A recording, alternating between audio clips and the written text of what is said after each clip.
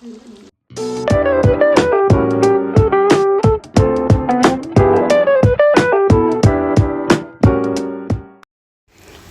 বন্ধুরা, পাইসি বাড়িকে আমার সকল বন্ধুকে স্বাগত জানিয়ে আমি আবারও চলে এসেছি একটা রেসিপি নিয়ে। রেসিপিটা হলো টক মিষ্টি কাঁচা আমের আচার।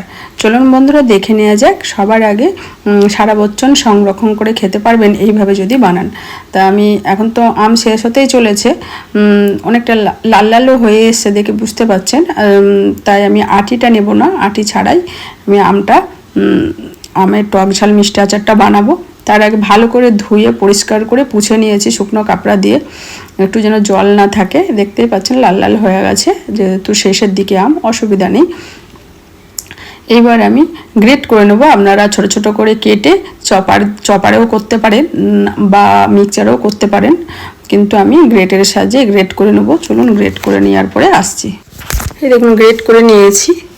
আর আপনারা খোসাটা ফেলেও করতে পারেন আমের, কিন্তু আমি আর ফেলেনি।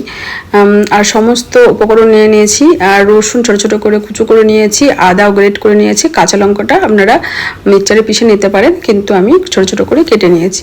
এদিকে কড়াই বসিয়ে দিয়েছি। কড়াইয়ের মধ্যে 2 চামচ ধনিয়া আর 2 চামচ মৌরি আর 5 ফোড়ন দিয়েছি, আর দিয়েছি গোটা জিরা, সব 2 চামচ করে দিয়েছি, যেহেতু মশলা ঝাল টক আচার বানাবো এর জন্য।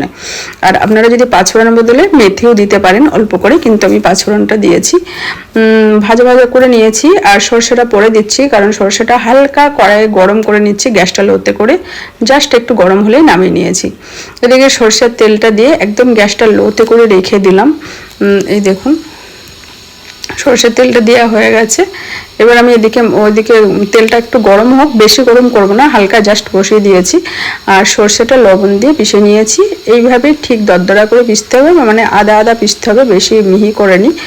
আর এই তেলের মধ্যে হালকা, তেলটা বেশি গরম করলে হবে না, ঠিক এইরকম পর্যায়ে থাকবে তেলটা, তখনই কালো জিরা দিয়ে দিয়েছি 1 চামচ, আর হিং দিয়েছি অল্প পরিমাণে, নাড়াচাড়া করে এবার রসুনের কোয়াগুলো দিয়ে দেবো। বন্ধুরা তেলটা কিন্তু বেশি গরম করবে না, ঠিক এইরকম হালকা গরম হবে, তারপরে দিয়ে দিতে হবে। আর আদা গ্রেট করে নিয়েছি, দেখুন আদা রসুনটা দিয়ে এবার একটু নাড়াচাড়া করে নেব। আর গ্যাসটা বন্ধুরা আমার লোতেই করা আছে। এইবার কাঁচা লঙ্কাগুলো দিয়ে দেবো। তার আগে একটা মশলা দেখায়, 2 চামচ হলুদ, লাল লঙ্কার গুঁড়ো কালারটার জন্য, চিনি আর লবণটা পরিমাণ মতো, যেমন মিষ্টি আচারটা সেই হিসাবেই, আমটা টক হবে সেই হিসাবেই লবণটা দেবেন। আর চিনিটা জাস্ট আচারটা ব্যালেন্স করার জন্য, মানে টেস্টটা ভালো হবে এর জন্য চিনিটা দিয়ে দিয়েছি। আর কাঁচা লঙ্কাটা বন্ধুরা পরেও দিতে পারেন, কিন্তু আমি এখন দিয়ে দিচ্ছি, ছোট ছোট করে কেটেছি। আর হলুদ আর লবণ যে মশলাটা দেখালাম দিয়ে দিলাম। দিয়ে এবার সমস্ত কিছু দিয়ে গ্যাসটা এবার অফ করে দেব একটু নাড়াচাড়া করার পরেই। এই দেখুন ফুটে উঠেছে। এইবার আমি গ্যাসটা অফ করে দেব। এদিকে কমপ্লিট হয়ে গেছে। আর একটা গামলার মধ্যে যে আমটা গ্রেট করে রেখেছিলাম, কাঁচা আমটা, তা আমটা আমি বাটির মধ্যে নিয়ে নিয়েছি। একটা বাটির মধ্যে নেওয়ার পরে মশলাটা, শুকনো যে মশলাটা তৈরি করেছিলাম মশলাটা দিয়ে দিয়েছি।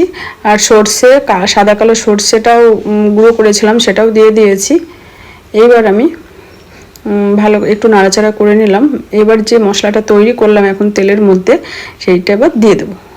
কাঁচা লঙ্কাটা বন্ধুরা এই সময়ও দিতে পারেন, কিন্তু আমি একটু কড়াই নেড়ে দিলাম, যেহেতু ছোটো ছোটো করে কেটে নিয়েছি, তাই এইভাবেই একটু তেলের মধ্যে নাড়াচাড়া করে দিয়েছি। এবার সব তেল সমেত মশলাটা দিয়ে দিলাম গামলার মধ্যে। এবার সুন্দর করে মাখিয়ে নিতে হবে। বন্ধুরা অপূর্ব লাগে খেতে, আপনারা সারা বছর রেখে দিতে পারবেন, কিন্তু এত সুন্দর হয় এই আচারটা, আপনার 1 মাসের মধ্যেই শেষ হয়ে যাবে। আর সবাই ভাতের সঙ্গে, রুটির সঙ্গে, পরোটার সঙ্গে খেতে চায় এরকম আচার। এই দেখুন আমি প্রতি বছরই এইভাবেই বানাই। দেখুন সুন্দর করে মাখানো হয়ে গেছে। এবার শুকনো একটা পরিষ্কার একদম জার নিতে হবে, একটু যেন জল না থাকে। আমি কাঁচের জারে রাখলে ভালো থাকে আচারটা, ওই জন্য কাঁচের জার নিয়ে নিয়েছি। এবার ঢেলে নেব। এই দেখুন জারে ঢেলে নিয়েছি। দেখুন বন্ধুরা কত সুন্দর হয়েছে ঝাল টক কাঁচা আমের আচার।